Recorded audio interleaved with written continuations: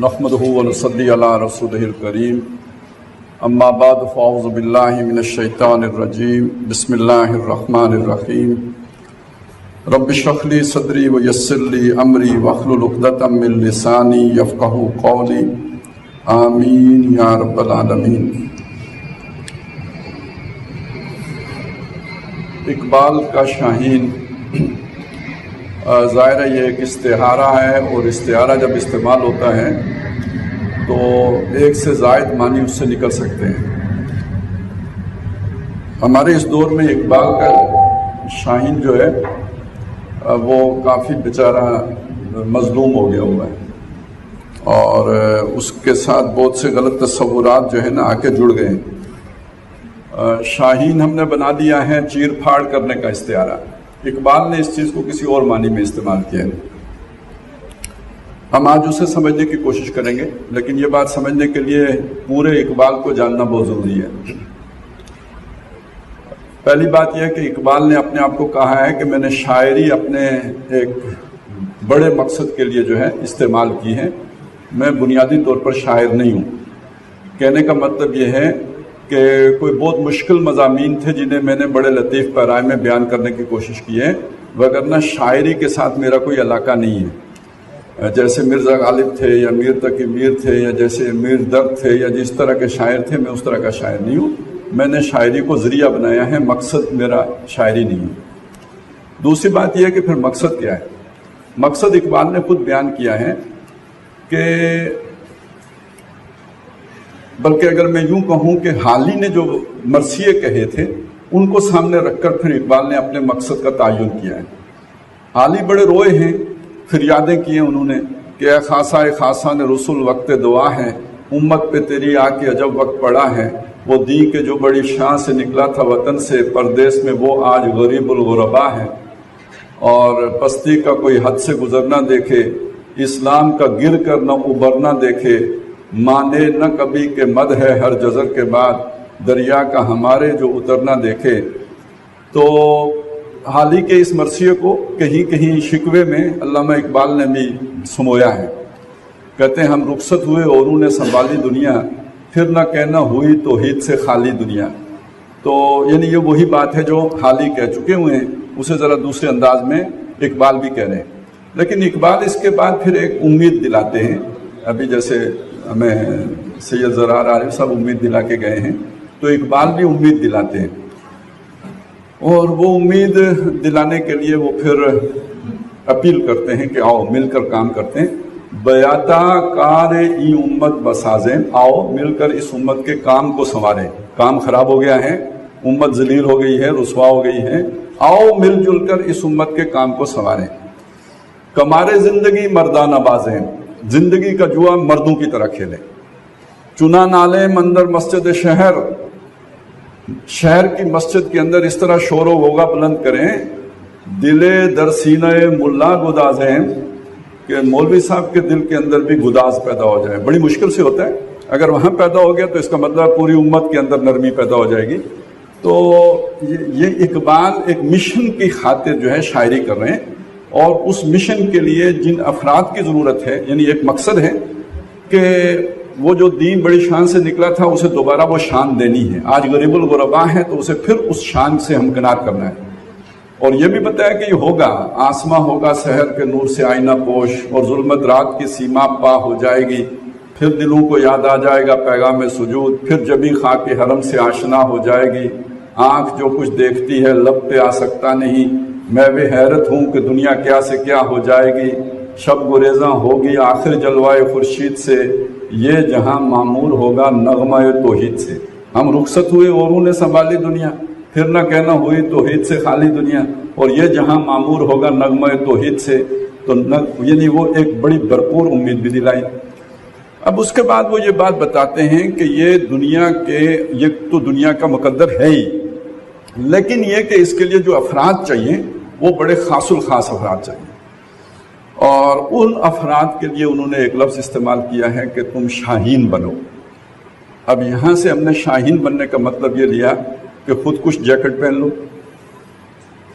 کیونکہ شاہین لاشیں گراتا ہے نا، تو شاہین ہم ہیں اور ہم لاشیں گرائیں گے، اور لاشیں گرانے کے لیے خود کچھ جیکٹ باندھ لیں گے۔ شاہین بننے کے لیے لپکنا پلٹنا، پلٹ کر جھپٹنا، ٹھیک ہے، یہ شاہین کے کام ہیں، تو ہم یہ کام یعنی چیرنا پھاڑنا یہ کام ہم کریں گے۔ اقبال نے شاہین کا لفظ کسی اور معنی میں استعمال کیا ہے۔ اقبال شاہین یہ کہہ رہے ہیں، ایک مطلب ان کا شعر ہے کہ پرندوں کی دنیا کا درویش ہوں میں کہ شاہین بناتا نہیں آشیانہ۔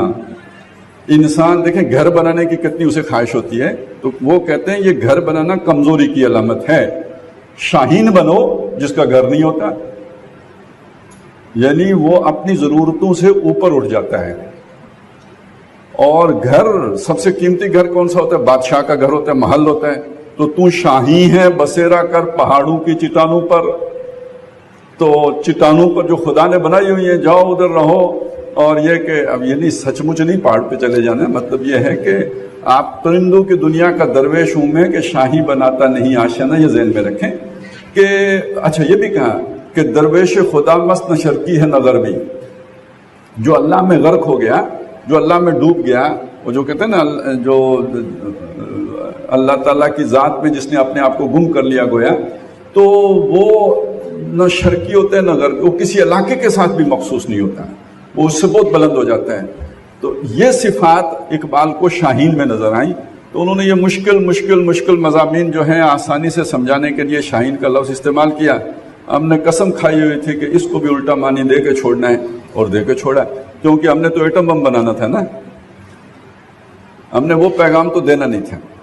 ابھی جو آپ کے سامنے ایک لیکچر ہوا ہے اس کی روشنی میں دیکھیے تو انسان کی جو فطری کمزوری ہے، جبلی کمزوری کہنا چاہیے، اس کی محبتیں ہیں، اس کے ارد گرد ہیں، مطلب اس کا رشتہ داریاں ہیں، ماں باپ ہیں، اولاد ہے، گھر بار ہے، کاروبار ہے، یہ اس کی کمزوریاں ہیں۔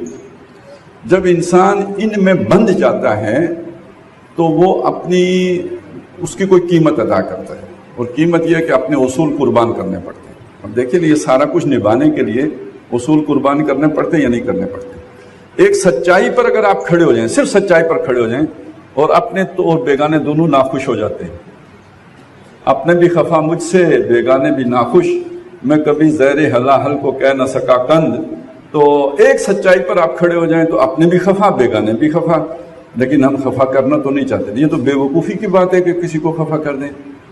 کامیاب انسان وہ ہے جو اپنے پرائے سب کو ساتھ لے کے چلتا ہے، کمپرومائزڈ آدمی، یعنی اصولوں پر سودے بازی کر کے چلتا ہے۔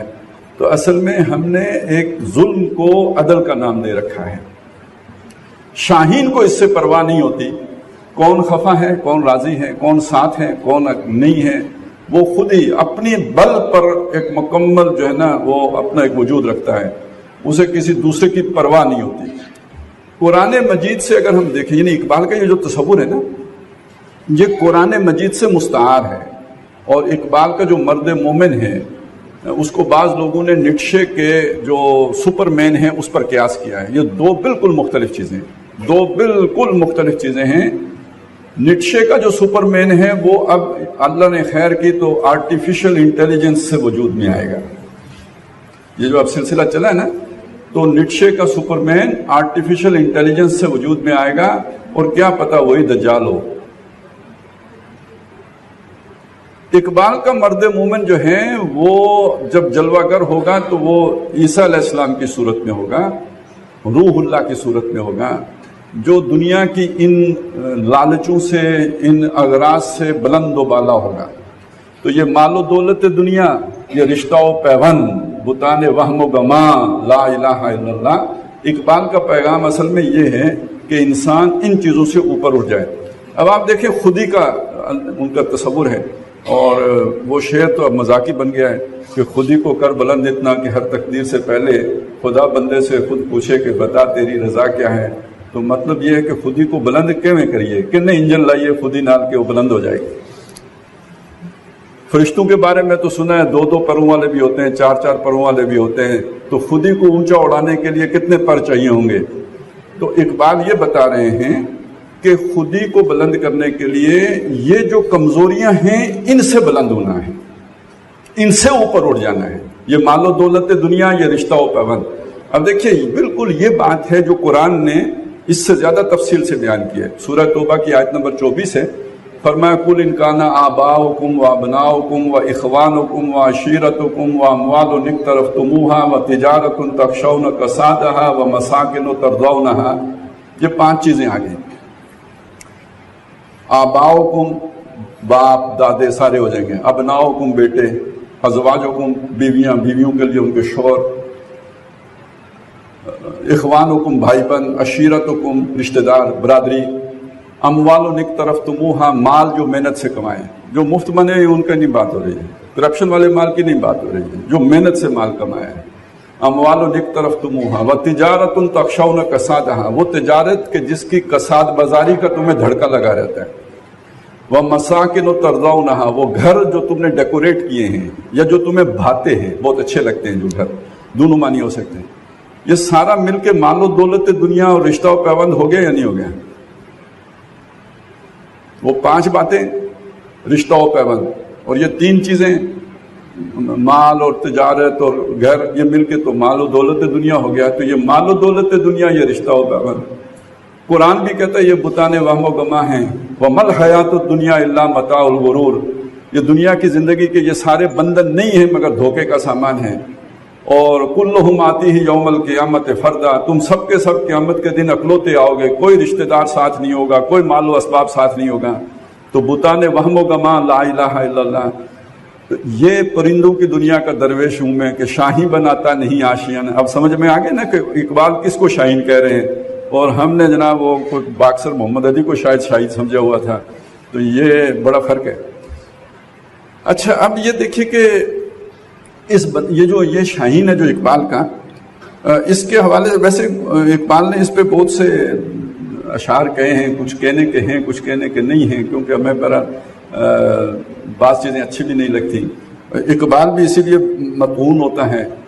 تو اب دیکھیں نا یہ جو ایک تقابل کیا اقبال نے عام مذہبی آدمی کے ساتھ کہ پرواز ہے دونوں کی اسی فضا میں، شاہی کا جہاں اور ہے کرگس کا جہاں اور، الفاظ و معنی میں تفاوت نہیں لیکن ملا کی اذاں اور ہے مجاہد کی اذاں اور. اب یہاں جیسے میں نے شاہین کا فرق بیان کیا نا، یہاں ملا سے مسجد والا ملا مراد نہیں ہے. ہر وہ مسلمان جو اس طرح کی اذان کا قائل ہے، اللہ اکبر کہہ رہا ہے، بس الفاظ ہے، اور ان اللہ اکبر کے معنی کو پیش نظر نہیں رکھ رہا. اللہ اکبر کا معنی یہ ہے کہ اللہ سب سے بڑا ہے. تو جب اللہ سب سے بڑا ہے تو امریکہ پھر بڑا تو نہیں ہے. اللہ جب سب سے بڑا ہے تو فرعون بڑا نہیں ہے. اللہ بڑا ہے تو ابو جہل بڑا نہیں ہے. تو اللہ بڑا ہے تو پھر دنیا بڑی نہیں ہے. یہ جو پھر یہ 8 بتیں ہیں، یہ پھر 8 بتیں، اور ان بتوں میں ان بتوں کا تحفظ کون کرتا ہے؟ یہ جو 8 محبتیں ہیں ان کا تحفظ کیسے ہوتا ہے آج کے دور میں؟ یہ جو ہمارے، یہی تو ہمارے حقوق ہیں، زندہ رہنے کا حق، ٹھیک ہے، مال پوزس کرنے کا حق، آزادی فلانی، آزادی اظہار رائے، یہی تو حقوق ہیں. ان کو پروٹیکشن کون دیتا ہے؟ اسٹیٹ. لہذا ساری محبت کس کے لیے ہوتی ہے؟ وطن کے لیے ہوتی ہے، وطن کے لیے ہوتی ہے. اس دور میں میں اور ہے جام اور ہے جم اور، تہذیب کے آج آذر نے ترشوائے صنم اور، مسلم نے بھی تعمیر کیا اپنا حرم اور، ان تازہ خداؤں میں بڑا سب سے، میں تو نہیں کہتا، آپ کہیں نا، ہاں وہی ہے. ان تازہ خداؤں میں بڑا سب سے وطن ہے، جو پیرہن اس کا ہے وہ مذہب کا کفن ہے. اب اس کے مقابلے میں وہ شاہی بناتا نہیں آشیانہ. ہر ملک ملک ماست کے ملک خدائے ماست. یہ آفاقی نظریہ ہے اور یہ زمینی نظریہ ہے. یہ وطنیت کا نظریہ، یہ پاؤں پکڑنے والا نظریہ ہے. اور وہ جو ہر ملک ملک ماست کے ملک خدائے ماست، یہ آفاقی نظریہ ہے، یہ انسان کو، یہ خودی کو بلند کرنے والا نظریہ ہے. تو جب آپ دنیا کی محبت میں گرفتار ہوئے تو آپ در حقیقت آپ کی خودی پھنس گئی، اڑ نہیں سکی، بریک لگ گئے، انجن فیل ہو گئے. اور جب آپ نے اپنے آپ کو اس سے اوپر اٹھا لیا تو یہ وہ چیز ہے کہ جو گویا آپ نے اپنی خودی کی پابندیاں، بریکیں کھول دی اڑنے کی صلاحیت اس کے اندر خود ہے. پتہ نہیں اب ہوتے ہیں کہ نہیں ہوتے. پہلے غبارے ہوتے تھے, وہ جو بیچنے والا ہوتا تھا وہ باندھے ہوئے ہوتے تھے, وہ اس سے خریدیں جو ہی لیں وہ اوپر جا رہے ہوتے تھے, ہاتھ سے نکلے تو گئے. تو شاید اس میں کوئی انہوں نے ہائیڈروجن وغیرہ بھری ہوگی, وہ کون سی جو بھی ہے, چلیں کوئی گیس ایسی ہوتی تھی جو اوپر اٹھتی ہے, تو وہ اس غبارے کو لے کے چلی جاتی تھی. تو خود ہی کے اندر اوپر اٹھنے کی صلاحیت ہے, خود سے, یعنی روح کے اندر. یہ بندی ہوئی ہے وہ روح اس جسم کے ساتھ, اور جسم کے اندر محبتیں ہیں, یہ دنیا کی محبتیں, ان سے اوپر اٹھ جاؤ. اب آپ دیکھیں کہ قرآن مجید کا جو انسان مطلوب ہے جگہ جگہ اس نے بیان کیا ہے, لیکن میں ایک ظاہر ٹائم کی تنگی کی وجہ سے ایک مقام آپ کے سامنے رکھتا ہوں. سورہ آل عمران میں بتایا کہ یہ جو کئی نبی گزرے ہیں جن کے ساتھ اللہ والوں نے شامل ہو کے جنگ کیا. وَقَائِم مِّن نَبِيٍّ قَاتَلَ مَعَهُ رِبِّيُّونَ کثیر, بہت سے ربی اللہ والے جو تھے ان کے ساتھ شامل ہو کے جنگ کرتے رہے. فَمَا وَهَنُوا لِمَا أَصَابَهُمْ فِي سَبِيلِ اللَّهِ, تو اللہ کی راہ میں جو مصیبتیں ان پر آئیں اس پر وہ کمزور نہیں پڑے, ہمت نہیں ہاری انہوں نے. گھر لوٹ گیا, ہمت نہیں ہاری. رشتے کٹ گئے, ہمت نہیں آ رہی. برادری خفا ہو گئی, ہمت نہیں آ رہی. لوگوں نے گھر سے نکال دیا, ہمت نہیں آ رہی. فما وہانوا لما اصابهم فی سبیل اللہ وما ضعفوا, نہ وہ کمزور پڑے. وما استکانوا, نہ تھکے. یہ وہ لوگ ہیں. وما کان قولهم الا ان قالوا ربنا اغفر لنا ذنوبنا واسرافنا فی امرنا وثبت اقدامنا وانصرنا علی القوم الکافرین. جو مصیبت آتی تھی وہ یہ کہتے تھے اللہ یہ ہمارے کسی گناہ کا نتیجہ ہے, وہ معاف کر دے.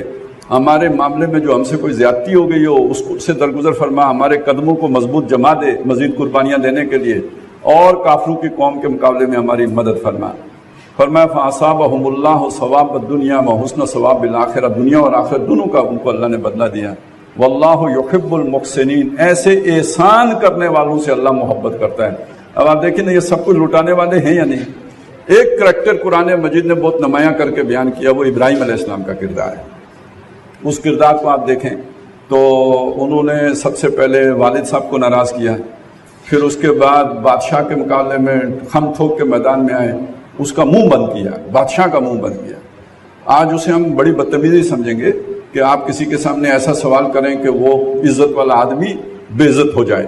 تو ابراہیم علیہ السلام نے بھرے دربار میں بادشاہ وقت کو بے عزت کر کے رکھ دیا کہ اس نے کہا میں رب ہوں. انہوں نے کہا میرا رب تو وہ ہے جو زندہ کرتا ہے مارتا ہے. اس نے کہا انا اخی و امید.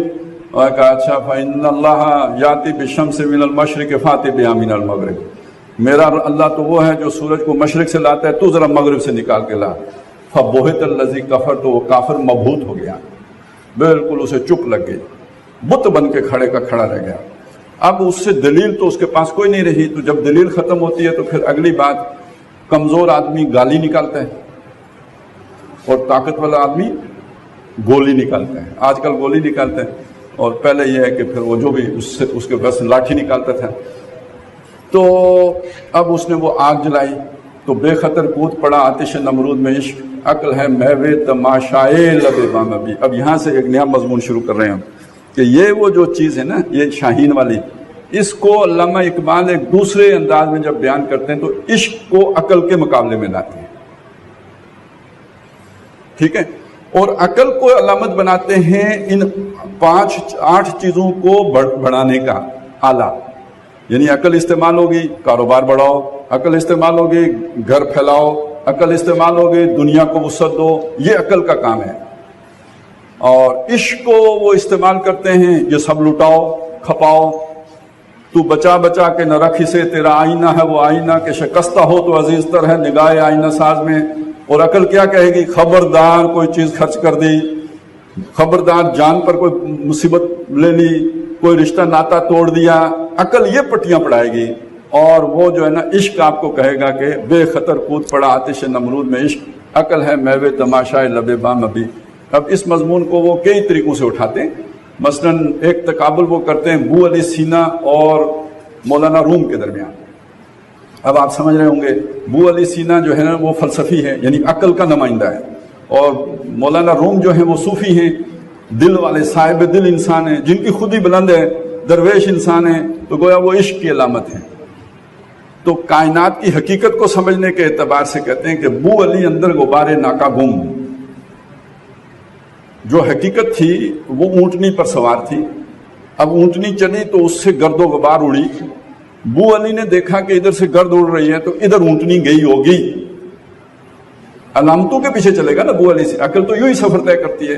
تو بو علی اندر غبار ناکا گم، دست رومی پردہ مخمل گرفت. وہ جو روم تھے وہ اس وقت تک، جب تک روم ابھی وہ یہ سوچ رہا تھا بو علی سینا، ان کا ہاتھ اس مخمل کے کپڑے تک پہنچ چکا تھا جس کے اندر حقیقت، یعنی وہ جو اونٹ کے اوپر ہوتا ہے نا کجاوا سا ڈولی نما چیز جس پہ پردہ پڑا ہوتا ہے، اور اندر جو ہے نا وہ کوئی جو مستور ہوتا ہے، یعنی وہ حقیقت اندر مستور تھی. اور بو علی سینا جو ہے وہ ابھی تو غبار ناکا کو دیکھ رہا تھا اور دست رومی وہاں پہنچ چکا تھا. ایک اور شاعر نے، یعنی یہ ذرا مضمون سمجھنے کے اعتبار سے میں بات کر رہا ہوں، اس بات کو ایک اور انداز میں بیان کیا ہے کہ شب تار میں بھی جنوں میرا کئی منزلوں سے گزر گیا، تیرے عقل و شعور کا قافلہ بھی انتظار سحر میں ہے. یعنی عقل کہے گی صبح ہوگی، روشنی ہوگی، رستہ نظر آئے گا، پھر چلیں گے. دیوانگی کہے گی کہ دن ہے یا رات ہے، اس سے کوئی غرض نہیں ہے، ہم تو چلیں گے. تو یہ جو قربانی دینے کا مادہ ہے اور یہ جو دیوانگی جو طاری ہوتی ہے کسی مقصد کی خاطر، اس کے لیے علامہ اقبال نے عشق کا لفظ اور تپش کا لفظ استعمال کیا ہے. تپش بھی عشق کے مترادف کے طور پر استعمال کیا ہے. اور اس میں پھر وہ یہ بات کہتے ہیں کہ یہ جو تپش ہے، تپش می کند زندہ تر زندگی رہا، تپش می دہت بالوں پر زندگی رہا. یہ جو تپش ہے یہ زندگی کو زندہ تر بنا دیتی ہے، زندگی کو نئے رنگ عطا کر دیتی ہے. اور می دہت بالوں پر زندگی رہا، یہ زندگی کو بالوں پر عطا کر دیتی ہے. اب میں نے شروع کیا تھا کہ بھائی خودی کو بلند کرنا ہے تو کون سے انجن لگانے ہیں اور کون سا جو ہے نا پر استعمال کرنے ہیں. تو اقبال نے بتا دیا نا کہ یہ شاہین کے جو پر ہیں وہ کون سے ہیں، یہ عشق کے پر ہیں. اچھا، اس عشق کو استعمال کر کے کرنا کیا ہے؟ دہر میں اس میں محمد سے اجالا کر دے، قوت عشق سے ہر پست کو بالا کر دے، دہر میں اس میں محمد سے اجالا کر دے.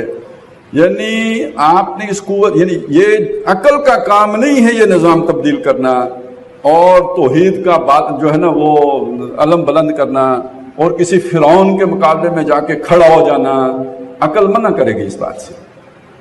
یہ قوت عشق ہے جس کے زور پر آپ محمد صلی اللہ علیہ وسلم کے نام کو عام کر سکتے ہیں اور اجالا کر سکتے ہیں دنیا میں. دنیا گویا ظلمات سے بھری ہوئی ہے، توحید نہیں ہے تو شرک کے ظلمات ہیں، اندھیارے ہیں.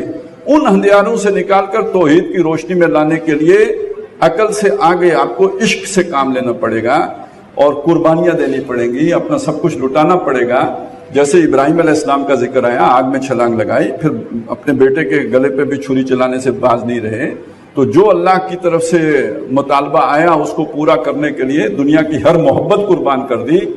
جس انسان کے اندر یہ سوچ پیدا ہو گئی، جو اس حقیقت کو پا گیا، اقبال کے نظر میں وہ ہے جس کی خود ہی پروان چڑھ گئی، وہ ہے جس کو جو مقام عشق پر فائز ہو گیا، وہ ہے در حقیقت اقبال کا شاہین. اور اس کے اندر اصل میں مادہ قربانی کا ہے، دوسرے مطلب کسائی بننے کا نہیں ہے، خود اپنی قربانی دینے کا ہے، دوسرے کو رگڑا چڑھانے کا نہیں ہے.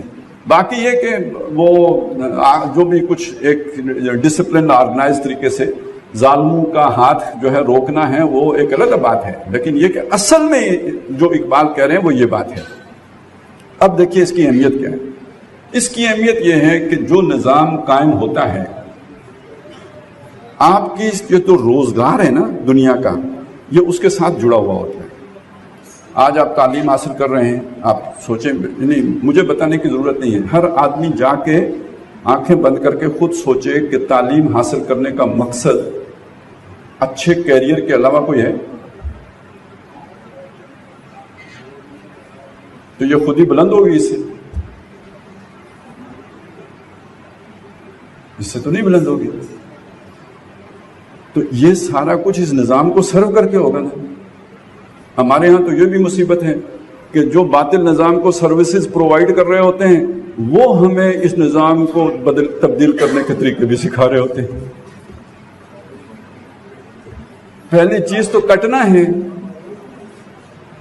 ٹھیک ہے نا، پہلے تو نفی ہے، لا الہ ہے، پھر الا اللہ ہے. تو درویشی کا تقاضا تو یہ ہے کہ میں اپنی ضرورتوں سے آزاد ہو جاؤں، ملے تو لے لیا، تو نہیں ملا تو اللہ اللہ خیر صلی اللہ. اب یہ تو عشق کے بغیر نہیں ہوتا. عقل کہے گی وہ بھائی کھائے گا کہاں سے، رہے گا کہاں پہ، جائے گا کدھر. لیکن یہ کہ یہ تو پھر دل کہے گا نا کوئی بات نہیں، درویشی میں گزارا کر لیں گے. بلکہ وہ ایک شعر جو بہت زبردست، وہ مجھے بھول گیا، 2 شعر ہیں بلکہ بہت کام کی بات ہے یہ، جو ابھی میں بالکل بھولا بیٹھا تھا. علامہ اقبال نے ایک بات یہ بھی بتائی کہ انسان اس عشق کے بغیر کیا ہوتا ہے، کہ اچھا اور یہ عشق پیدا کہاں سے ہو سکتا ہے. دیکھیں نا یہ شاہین بنے گا کیسے، وہ یہ بتا رہے ہیں قرآن کے بغیر نہیں بن سکتا. اقبال کی شاعری سے شاہین نہیں بنے گا، وہ تو عذریہ ہے نا. شاہین بننا ہے تو قرآن سے بنو گے. فرماتے ہیں جز با قرآن زیغمی روبائی است.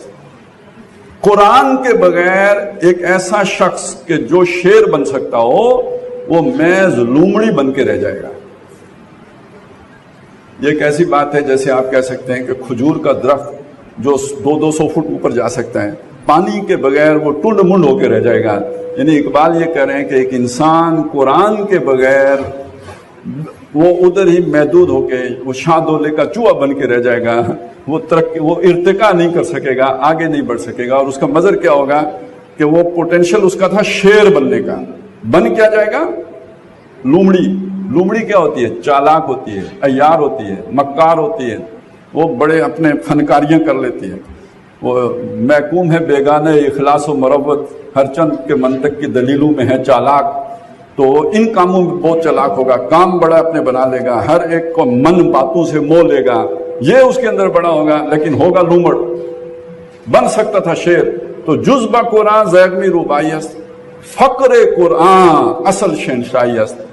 قرآن مجید کے نتیجے میں انسان کے اندر جو فقر آتا ہے، اور وہ فقر کیا ہے؟ یہ شاہینی، بے غرضی، بے نیازی، یہ جو انسان کے اندر پیدا ہوتی ہے یہ اصل شہنشاہی ہے. آپ سوچیں جب تک آپ کے اندر خواہش موجود ہے مزید حاصل کرنے کی، آپ فقیر ہیں، ضرورت مند ہیں، حاجت مند ہیں. جب آپ کی خواہش ہی ختم ہو گئی یار کچھ حاصل کرنے کی، تو آپ گدڑی میں بھی شہنشاہ ہیں. اصل بات تو یہ ہے. تو فقر قرآن اصل شہنشاہی است. اور دوسرے شعر میں فرمایا فقر قرآن اختلاط ذکر و فکر. یہ قرآن مجید سے جو فقر ملتا ہے نا، بے نیازی ملتی ہے، دنیا کی بے رغبتی ملتی ہے، یہ ہوتا ہے 2 چیزوں کے ملاپ سے، ایک ذکر اور ایک فکر. اور ذکر کا مطلب کیا ہے؟ قرآن کی تلاوت بکثرت. قم اللیل الا قلیلا نصفہ او انقص منہ قلیلا او زد علیہ ورتل القرآن ترتیلا. قرآن پڑھنا پڑھنا پڑھنا پڑھنا. حضور جو ہے نا 3 دنوں میں ختم کر لیا کرتے تھے. صحابہ میں سے بھی بہت سے تھے جو 3 دنوں میں پورا قرآن ختم کرتے تھے. کم سے کم تو یعنی 7 دنوں والا تو اکثر کا معمول تھا. یہ جو 7 منزلیں ہیں یہ اسی لیے یہ ذکر ہے. اور اس کی فکر کیا ہے؟ اس پر تدبر کرنا، غور کرنا، سمجھنا کیا ہے. تو فقر قرآن اختلاط ذکر و فکر. فکر کامل نہ دیدم جز با ذکر. کسی مفکر کے فکر کو میں نے صحیح نہیں پایا جب تک کہ اس کے ساتھ قرآن کا ذکر بھی شامل ہو. تم ایک مفکر کے لیے قرآن سے جڑنا کتنا ضروری ہے. کیوں؟ اگر وہ اس سے نہیں جڑا ہوگا تو اس کی یہ جو جبلتیں ہیں یہ اس کے اوپر حاوی ہو جائیں گی، اور جب حاوی ہو جائیں گی تو اس کا فکر ٹنڈ منڈ ہو جائے گا، اوپر نہیں جائے گا. تو یہ فقر قرآن یہ وہ شے ہے کہ جو انسان کو شیر بناتا ہے، اور اس کے بغیر انسان لومڑ بن کے رہ جاتا ہے. آج دیکھیں دنیا میں چالاکی عیاری میں ہم سے آگے ماشاءاللہ کوئی بھی نہیں ہے. 20 سالوں کے بعد امریکی بھی یعنی پیٹھ سلاتے ہوئے واپس گئے ہیں، یار بڑا ہمارے ساتھ ہاتھ ہو گیا ہے، اب ہم نے انہیں سبق سکھانا ہے، انہوں نے ہمارے ساتھ ڈبل گیم کیے. تو ڈبل گیم کرنے میں تو ہم دنیا میں اسپیشلائزڈ ہیں، لیکن اصل پوٹینشیل تو ہمارا کوئی اور تھا، اور یہ دنیا کی محبت نے ہمیں لومڑ بنا دیا. اسی لیے اقبال نے یہ بات کہی اور نصیحت کی کہ ہے وہی تیرے زمانے کا امام برحق جو تجھے حاضر و موجود سے بیزار کرے. کہ تیرے لیڈر تمہارا اصل میں وہ ہیں کہ جو تمہیں یہ دنیا کی محبت سے اوپر اٹھا دے. اور فتنہ ملت بیضا ہے امامت اس کی جو مسلمان کو سلاطین کا پرستار کرے.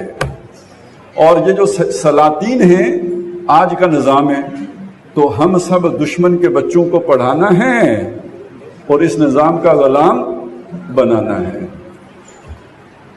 اس تعلیم کا حاصل یہ ہے. تو مجھے بتائیں یہ ہمیں شاہینی سکھا رہا ہے یا کرگسی سکھا رہا ہے؟ تو اب وہ سمجھے آپ، یہ ملا جو ہے نا صرف مولوی صاحب ہی نہیں ہیں، ہم سب ماشاءاللہ چھوٹے چھوٹے ملا ہیں، اپنی اپنی جگہ پہ ملا ہیں. اللہ اکبر ہم سب کہتے ہیں، لیکن یہ کہ اس اللہ اکبر کے معنی کو لے کے ہم چلنے کے لیے تیار نہیں ہیں. اس اللہ اکبر کے لیے مجاہدانہ کردار جو ادا کرنے کی ضرورت ہوتی ہے وہ اس دنیا کی محبتوں سے اوپر اٹھے بغیر ہو نہیں سکتی. اچھا، اب آ جائیں اس چیز کی طرف کہ پھر تعلیم، اصل میں اقبال تعلیم دے رہے ہیں، تو تعلیم کا اصل مقصد کیا ہونا چاہیے؟ بلکہ یہ کہ ایک چھوٹا سا نقطہ اور آپ کے سامنے رکھ، ابھی عقل بیچاری کی کافی بےعزتی ہو گئی ہے تو تھوڑا اس کی بھی اہمیت آپ کے سامنے اجاگر کر دوں. اس بحث میں اقبال نے عقل کی اہمیت بھی بیان کی ہے. بظاہر وہاں پہ بھی اس کو ایک دو جوتے رسید کیے ہیں، لیکن یہ کہ اس کی اہمیت بیان کی ہے کہ گزر جا عقل سے آگے کہ یہ نور چراغ راہ ہے منزل نہیں ہے. یہ سمجھیں یہ نقطہ کیا ہے. یہ نقطہ یہ ہے کہ آپ کو یہ جو عشق ہے نا، یہ طاقت ہے، انرجی ہے، یہ ڈائریکشن نہیں متعین کر سکتا. یہ تو آپ جدھر موڑ دیں گے ادھر شوٹ سے چلا جائے گا. اوپر جہاز کا رخ کریں گے تو اوپر جائے گا، دائیں کریں گے دائیں جائے گا، بائیں کریں گے تو نیچے کر دیں گے پتہ نہیں کدھر ڈرل کر کے چلا جائے گا. تو یہ عشق کا کام یہ ہے، اس کو کوئی ڈائریکشن کا پتہ نہیں لگتا. ڈائریکشن عقل دکھاتی ہے، لیکن عقل کا کام اگلا یہ ہے کہ وہ بریک بھی بن جاتی ہے. وہ کہتے ہیں ہاں جانا تو ادھر ہے لیکن ادھر خطرہ بڑا ہے، مت جاؤ. ٹھیک ہے نا.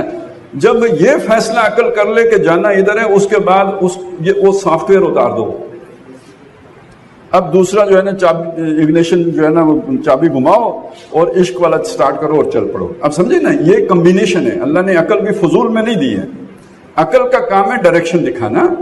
ڈائریکشن دکھانے کے بعد اس کا کام ختم. اس کے بعد وہ چلنے نہیں دیتی، پاؤں کی بیڑی بن جاتی ہے. چلنا آپ نے قوت عشق سے.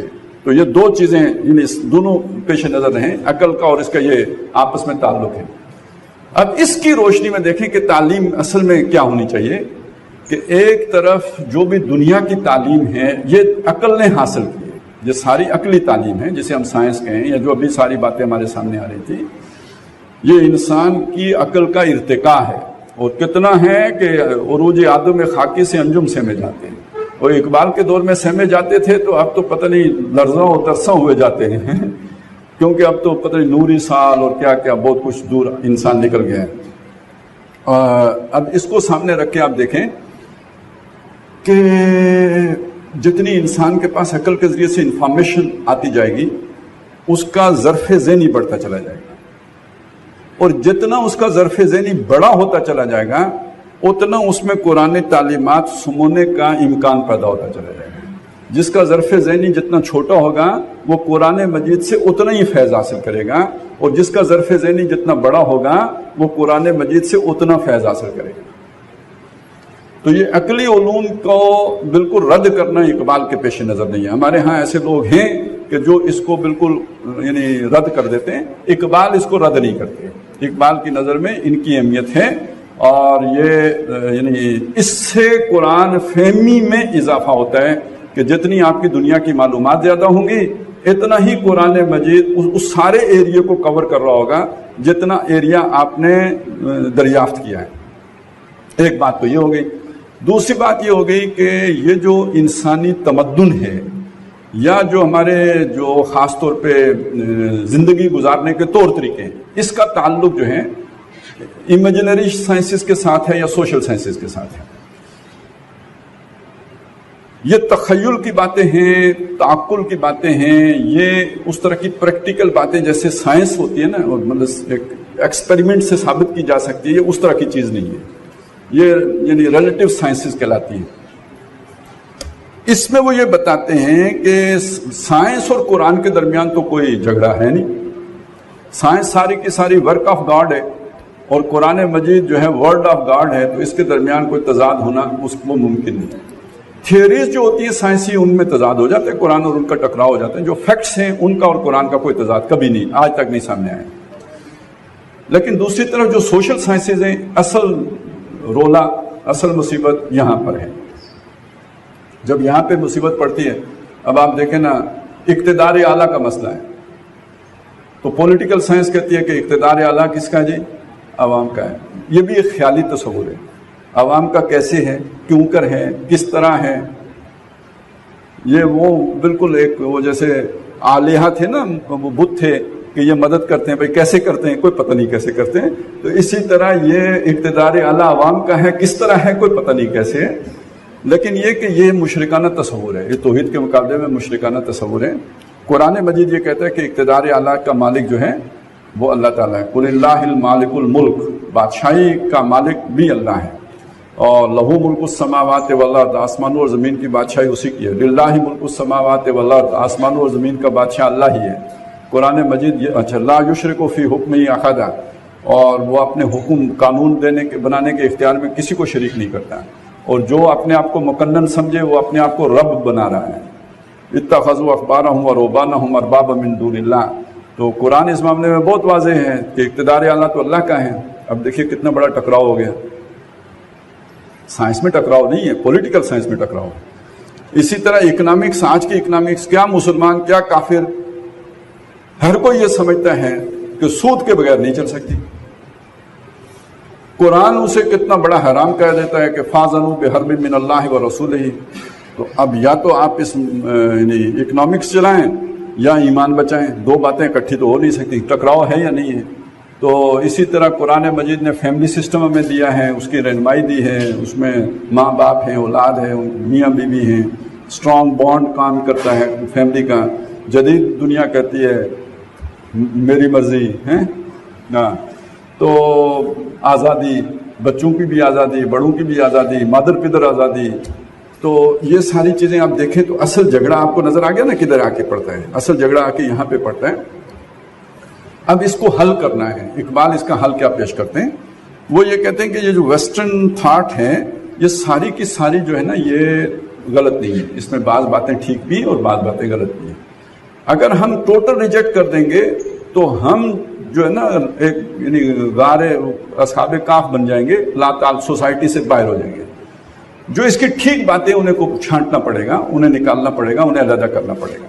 اور جو اس کی غلط باتیں انہیں چھانٹ کے علیحدہ کرنا پڑے گا اور ان کو چھوڑنا ہوگا اور ان کا متبادل پیش کرنا ہوگا قرآن مجید سے.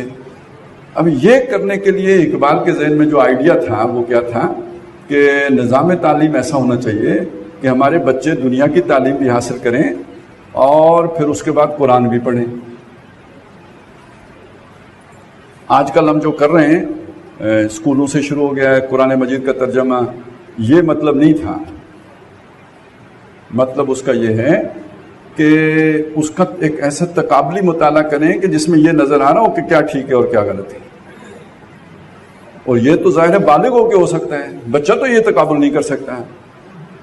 تو پہلے آپ کوئی اسپیشلائزیشن، کوئی پی ایچ ڈی کریں پولیٹیکل سائنس میں کریں، آپ کوئی کریں جو ہے نا سوشیالوجی میں کریں، آپ اکنامکس میں کریں، کوئی مقام بنائیں، ادھر آپ نے قرآن مجید کی بھی تعلیم حاصل کی ہو اور اس ٹرمینالوجی میں آپ قرآنی موقف کو اس فیلڈ کے ماہرین کے سامنے اس آرگومنٹ کے ساتھ پیش کریں کنونسنگ انداز میں کہ وہ ماننے پر مجبور ہوں، یا یہ کہ نہ مانے تو زومبی بن کے نہ مانے نا، وگرنہ یہ کہ وہ ماننے یعنی معقولیت اس کے اندر اتنی ہو کہ ایک معقول آدمی اس کو ماننے پر اپنے آپ کو مجبور پائے.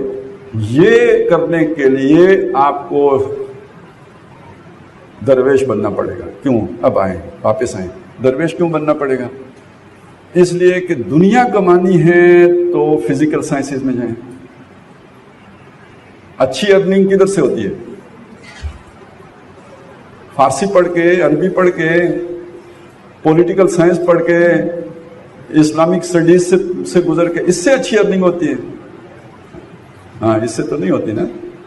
تو اگر دنیا کمانی ہے تو پھر آپ کو ان فیلڈز کا چناؤ کرنا پڑے گا جس کے نتیجے میں اچھا کیریئر بنتا ہے اور نظر کو خیرہ کرتی ہے چمک تہذیب حاضر کی. 2 ملین تک تو بندے کی کوئی تنخواہ ہونی چاہیے نا، پھر کیا زندگی گزارنے کا مزہ ہے. کوئی اگر پورے نہیں نکلتے تو آدھے تو ارمان نکلے نا. بہت نکلے میرے ارمان، مگر پھر بھی کم نکلے تو چلیں ادھر، نہیں تو بالکل ہی نہیں نکلیں گے، سارے ارمان سکڑ کے رہ جائیں گے.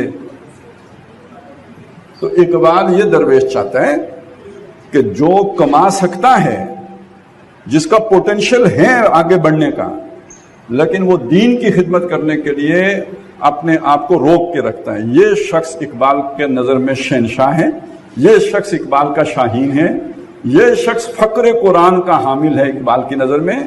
اور اقبال کہتا ہے اسلامی انقلاب لانے سے پہلے یہ اشخاص متعدد تعداد میں پیدا کرنے پڑیں گے، جب تک یہ لوگ نہیں پیدا ہوں گے اس وقت تک اسلامی انقلاب نہیں آ سکتا۔ یہ وہ چیز ہے جسے اقبال نے بیان کیا۔ پھر اچھا اس پہ کچھ اٹیمپٹس بھی ہوئے۔ ان کے ایک ساتھی تھے چودھری نیاز علی، اقبال کے معتقد تھے، اپنا یہ آئیڈیا انہوں نے ان کے سامنے رکھا کہ جو گریجویٹس ہیں، اس زمانے کے گریجویٹ کی بات ہو رہی ہے، جو 5ویں پڑھ لیتا تھا تو یعنی وہ عرضی نویسی شروع کر دیتا تھا، آج تو خیر پی ایچ ڈی لکھتا ہے، پڑھا ہی نہیں جاتا کیا لکھا ہے اس نے۔ تو وہ جو گریجویٹس ہیں ان کو قرآن پڑھایا جائے تو اس کے لیے کوئی عمارت بنائی جائے۔ چودھری نذیر علی کی اپنی جائیداد بھی تھی، انہوں نے وہ جو ہے نا اپنا وہ وہاں پہ تعمیرات کرائیں۔ بعد میں مسلمانوں میں انہوں نے اس کے لیے اپیل بھی کی کہ لوگ آئیں، لیکن جب ٹیچر ڈھونڈنے کا وقت آیا تو انور شاہ کاشمیری کو لکھا، انہوں نے کہا جی یہ کام مجھ سے تو نہیں ہو سکتا۔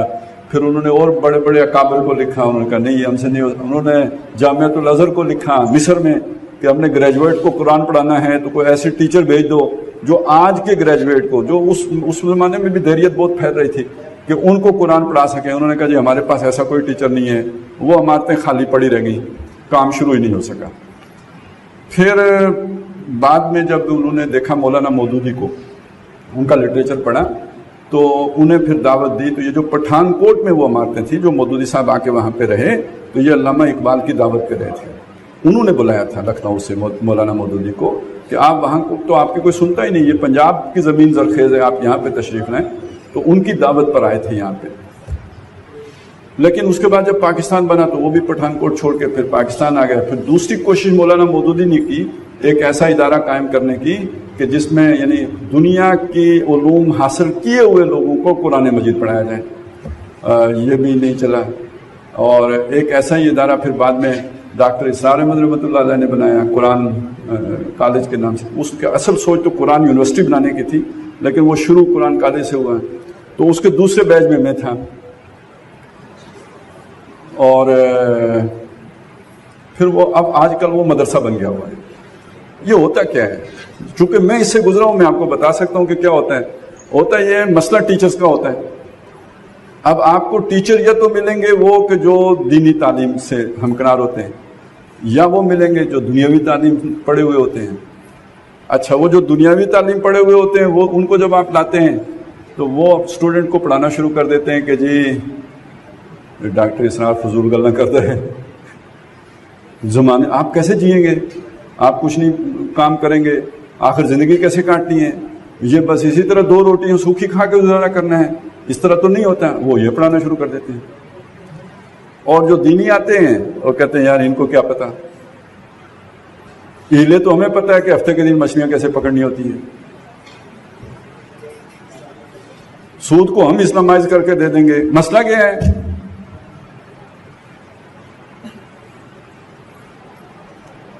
تو اب وہ جو طالب علم ہوتا ہے وہ نہ ادھر کا رہتا ہے تو نہ ادھر کا رہتا ہے۔ اچھا، میں اس کی ایک اور بڑی ایکسٹریم کی مثال آپ کو دے دوں۔ میرا اپنا بیٹا ایک اسکول میں پڑھتا تھا، تو وہ جو انتظامیہ تھی انہیں کچھ سمجھایا بجھایا، یار عربی بھی پڑھانی چاہیے یہ وہ، تو خیر انہوں نے ایک عربی ٹیچر مولوی صاحب بلا کے رکھ لیا۔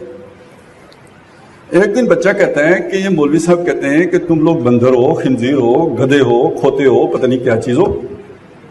میں نے کہا یار وہ یہ کیوں کہتے ہیں؟ پتہ کیا تو وہ معلوم ہوا کہ وہ جو ان کی نظر میں جو دنیا کی تعلیم حاصل کرتے ہیں اولئک کالانعام بل ھم اضل۔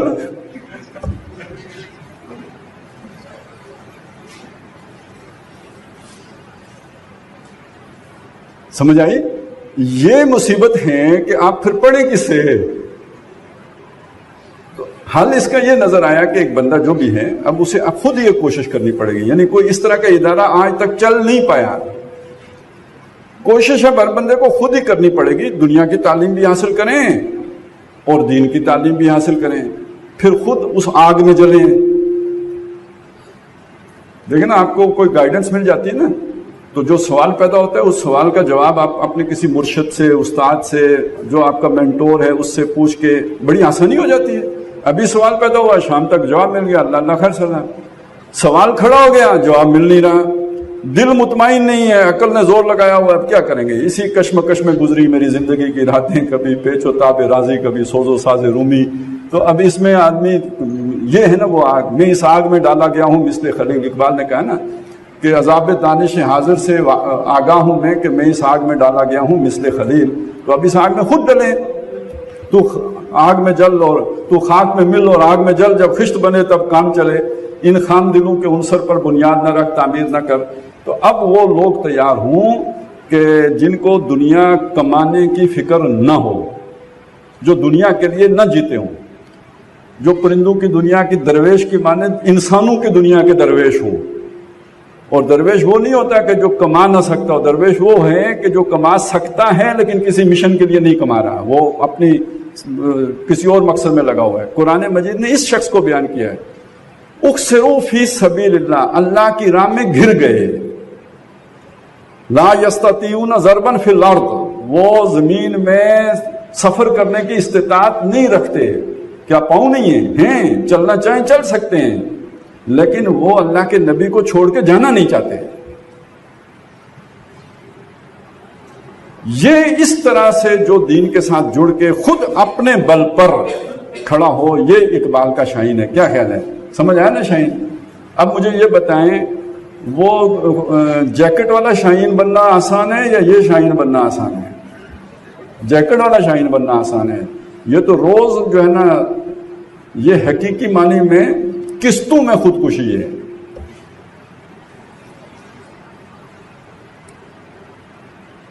اور جو آپ کہانیاں پڑھتے ہیں, عمر بن عبدالعزیز شہزادوں کی طرح رہتے تھے, کھاتے تھے اور پیتے تھے, بڑی عیاشی کرتے تھے.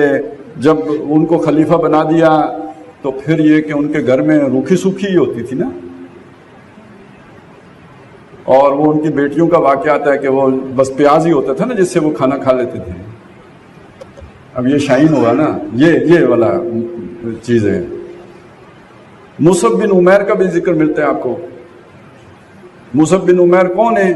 یہ بھی اپنے وقت کے شہزادوں والی زندگی بسر کرنے والے 13-14 سال کے نوجوان ہیں. یوتھ کی بات آئی تھی. ویسے یوتھ کی بات جب وہ کر رہے تھے تو مجھے خیال آ رہا تھا, قرآن مجید میں ایک شخص کا ذکر آتا ہے کہ باتیں بہت بھلی بھلی کرتا ہے. وَمِنَ النَّاسِ مَن يُعْجِبُكَ قَوْلُهُ فِي الْحَيَاةِ الدُّنْيَا, جس کی باتیں آپ کو دنیا کی زندگی میں بڑی بھلی معلوم ہوتی ہیں.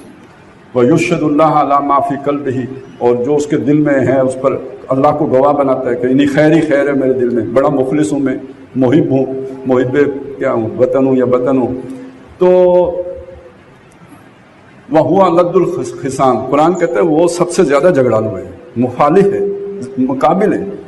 اِذَا تَوَلَّىٰ سَعَىٰ فِي الْأَرْضِ لِيُفْسِدَ فِيهَا وَيُهْلِكَ الْحَرْثَ وَالنَّسْلَ, جب وہ مڑ کے جاتا ہے یہ ایسی باتیں کر کے تو وہ جا کے زمین میں فساد پھیلاتا ہے اور کھیتی کو اور نسل کو برباد کرتا ہے. تو میں سوچ رہا تھا کہ ہماری وہ یوتھ جو ہماری سب سے یعنی پہلی وہ تھی نا اللہ کی جو تحفہ, وہ تو ہم نے پچھلے 10 سالوں میں برباد کر دیا. اب اس کے بعد کھیتی باڑی کی طرف مڑے ہیں, اللہ خیر کرے, ہماری کھیتیوں کو اس نحوست سے محفوظ رکھے. تو دوسری سب سے بڑی ہماری جو ہے نا وہ تحفہ قدرت کا وہ زمین تھی. اب اللہ اس کا بھلا کرے, دعا کیجیے سب. یہ تو خیر جملہ متضع تھا. اب آ جائیں واپس اس کی چیز کی طرف کہ جو میں عرض کر رہا تھا کہ یہ جو قرآن مجید ہے وہ ہمارے سامنے یہ تصور لے کے آتا ہے کہ ایک انسان دنیا کی ان محبتوں سے اوپر اٹھ جائے. لیکن ایک سوال یہ کھڑا ہوگا کہ یہ محبتیں اللہ نے آخر رکھی کیوں ہیں؟ دنیا کا نظام اس کے بغیر چل نہیں سکتا تھا. دنیا کا نظام چلانے کے لیے یہ محبتیں ضروری تھی.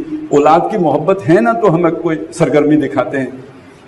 میاں بیوی کی آپس میں ضرورت ہے ایک دوسرے کی ہے تو تب وہ مل کے رہتے ہیں, نہیں تو من دیگرم تو دیگری ہو. تو یہ محبتیں اس لیے رکھی ہیں دنیا کا نظام چلانے کے لیے. جب ان میں انسان ڈوب جاتا ہے اور لومڑ بن جاتا ہے, ان سے اوپر اٹھ کے رہے تو اب وہ کیا شے بن گئی؟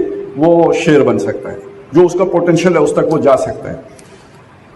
تو یہ بننے کے لیے اصل دعوت اس کی ہے، اصل زور اس پہ لگنا ہے، یہ روز مرنا ہے اور روز جینا ہے، اور لیکن یہ کہ یہ اصل فلاح کا راستہ ہے، اور اقبال کا اصل پیغام یہ تھا۔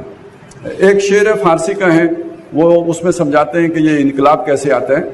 کہتے ہیں با نشۂ درویشی در ساز و دمادم زن، اے مسلمان یہ جو درویشی والا یہ جو چکر ہے نا، اسی میں لگے رہو لگے رہو لگے رہو لگے رہو، چوں پختہ شبی خود را بر سلطنت جمزن، جب اپنے آپ کو اس عمل کے ذریعے پکا کر لو، یعنی یہ جو خاک میں ملنا ہے اور آگ میں جلنا ہے، یہ اس درویشانہ طرز زندگی سے ممکن ہوگا، عیاشوں والے طرز زندگی سے اور آسودہ حالی سے وہ ممی ڈیڈی لاٹ تو تیار ہو سکتی ہے، وہ مردان خود آگاہ و خدا مست نہیں تیار ہو سکتے، اس کی تیاری اسی طریقے سے ہو سکتی ہے۔ با نشۂ درویشی در ساز و دمادم زن، چون پختہ شوی، جب خود پکے ہو جاؤ، پختہ ہو جاؤ، اللہ کی محبت میں ڈوب جاؤ، خود را بر سلطنت جمزن، اب اپنے آپ کو سلطنت جم کے اوپر دے مارو۔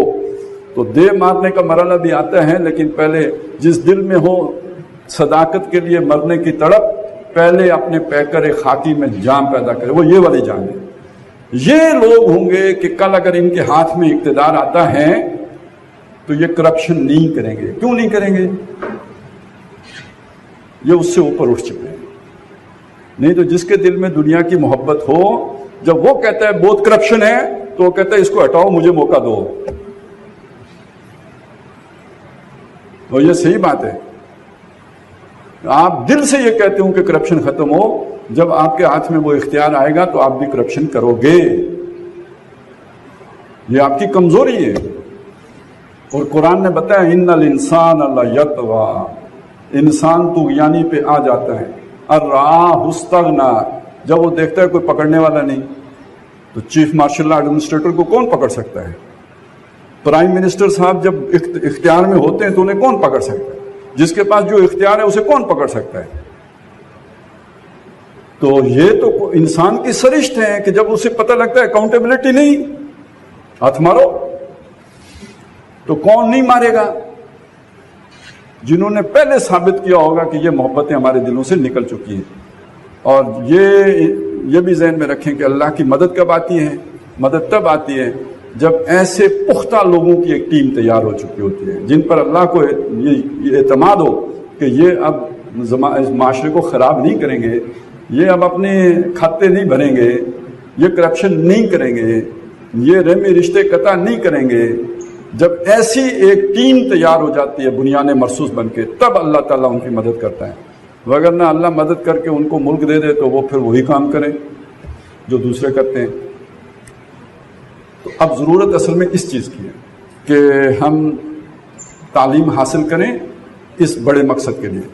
ہمارے کچھ دوست ہیں، ابھی کل پرسوں بھی ملاقات ہوئی تھی، تو وہ اچھے پڑھے لکھے لوگ ہیں، انہوں نے اپنے بچے اسکولوں سے اٹھا دیے۔ میں کہ کیا ہوا بھائی؟ کہتے ہیں یہ تو ساری غلط تعلیم ہے۔ اب کیسے سمجھائیں؟ اچھا بڑے بڑے لوگ ہیں ان کو یہ سمجھانے والے، ان کے مقابلے میں ہم کچھ بھی نہیں ہیں، ہماری بات کا کوئی وزن ہی نہیں ہے۔ لیکن میں سوال رکھتا ہوں آپ کے، چلے سوال تو اپنی جگہ ہے، ہر کوئی کرنے کا حق رکھتا ہے، کہ آج اگر آپ یہ تعلیم حاصل نہیں کریں گے تو کل آپ اس ذہن کے لوگوں کو مخاطب کیسے کریں گے؟ باقی ساری باتوں کو چھوڑیں، چلیں دنیا کہاں سے، وہ آسمان سے آپ پر من و سلوہ اتر آئے گا، چلیں ہو جائے گا، لیکن بات کیسے کریں گے؟ اور جن بچوں کو آج آپ نے نکال لیا وہ کل کیا کریں گے؟ جھاڑو دیں گے، خاکرو بھی کریں گے، وہ پھر ان ماں باپ کو بدوائیں نہیں دیں گے کل، اور ان کی مائیں نہیں دیں گے، اور ان کے سارے رشتہ دار نہیں دیں گے، اور اس سے اسلام بدنام نہیں ہوگا۔ تو خدا کے لیے یار یہ جذباتی کام نہ کریں، جو کرنے کی بات ہے وہ کریں، کہ یہ تعلیم بھی، اس کا بھی ایک یعنی یہ جسے کہیں نا یہ کوئی کفر نہیں ہے، حاصل کریں، اس سے آپ وہ خنزیر اور بندر اور وہ نہیں بن جائیں گے جیسے وہ مولوی صاحب ہمارے بچے کو بنا رہے تھے۔ تو یہ حاصل کریں۔ ہاں آپ دینی تعلیم بھی حاصل کر کے تو بندر ہو سکتے ہیں، اگر آپ کا مقصد دنیا کمانا ہے تو، اور لوگ کما رہے ہیں، دینی تعلیم سے بھی دنیا بن جاتی ہے، بینک کے شیئر بھی مل جاتے ہیں، آن لائن جو ہے وہ بھی کمائی شروع ہو جاتی ہے، بہت سارے لوگ کر رہے ہیں. تو یہ نہیں ہے کہ وہ کر کے بندہ بندر نہیں بن سکتا اور یہ کہ سور نہیں بن سکتا، بن سکتا ہے، اس سے بھی گیا گزرا بن سکتا ہے. تو یہ دنیا کی تعلیم حاصل کر کے بھی بندہ شاہین بن سکتا ہے. اب بس آخر میں ایک حدیث سنا دوں، اس کے بعد ختم کرتا ہوں کہ نبی صلی اللہ علیہ وسلم نے فرمایا من جاءہ الموت وہو یطلب العلم، جسے موت آئی وہ علم حاصل کر رہا تھا، لیحیی بہ الاسلام، کہ اس علم کے ذریعے سے اسلام کو زندہ کرے گا. اب اس کو چھوڑ دیں، آپ دنیا کی تعلیم حاصل کر رہے ہیں یا دین کی تعلیم حاصل کر رہے ہیں، مقصد اگر دین کو زندہ کرنا ہے، موت آ گئی ہے، ابھی کام نہیں شروع کیا، صرف تعلیم کے دوران ہی موت آ گئی، فَبَيْنَهُ وَبَيْنَ النَّبِيِّينَ دَرَجَةً وَاحِدَةً فِي الْجَنَّةِ، تو اس شخص اور نبیوں کے درمیان جنت میں ایک درجے کا فرق ہے. تو کام کتنا عظیم ہے، آپ ذرا سوچیں. تو اپنی اس تعلیم کی نیت درست کریں، بچوں کو تعلیم یہ دیں، اس نیت کے ساتھ دیں کہ کل ہمارے بچے اس تعلیم سے دین کی خدمت کریں. خدا توفیق دے تو میں کروں اسلام کو زندہ، تو یہ والا ماٹو ہو اگر، تو تعلیم کوئی بھی بری نہیں ہے. اللہ تعالیٰ ہمیں یہ باتیں سمجھنے کی، آگے پھیلانے کی، ان پر عمل پیرا ہونے کی توفیق عطا فرمائے. اقول قولی ھذا واستغفر اللہ لی ولکم ولسائر المسلمین والمسلمات.